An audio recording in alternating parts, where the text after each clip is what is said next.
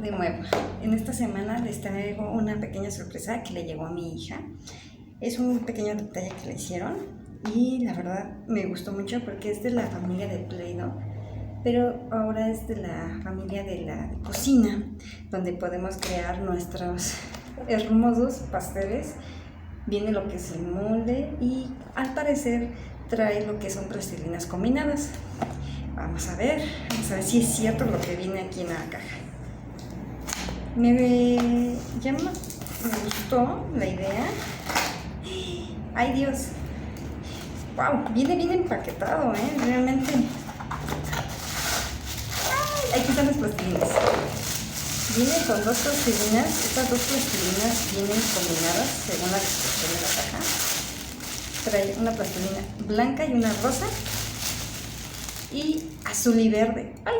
Están bien bonitas. Me gusta el aroma de estas plastilinas. Lo malo es que me ha tocado por accidente probarlas y la verdad saben horrible. Aquí está el molde para el pastel de 3 pisos.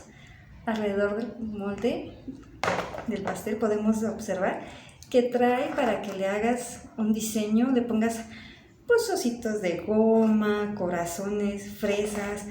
Realmente viene bien detallado, corazones, dulces, flores. Este está precioso, el molde para hacer el pastel. Y aparte trae más accesorios para que puedas extender tu masa. Trae un rodillo, trae una espátula para que puedas decorarle, hacerle el betún. Y trae también cortadores para que le puedas hacer lo que es, ya sea el fondant, para que le des otro estilo, o también podemos usarlos como para galletas. Y también se me cayó una cuchara medidora para que pues puedas hacer las las porciones exactas. Y al último trae también su plato o su base para el pastel para que lo puedas exhibir. Realmente está muy bien equipado para hacer los pastelitos. Nunca me imaginé que saliera tan hermoso.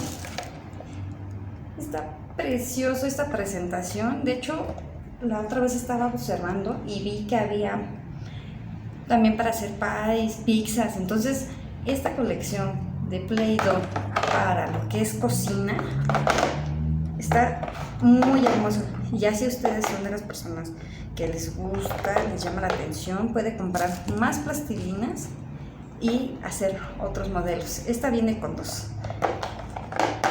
Ya saben que cada semana vamos a estar abriendo nuevos juguetes, tenemos pendiente la entrega del nuevo libro para lo de la saga de la historia de los videojuegos.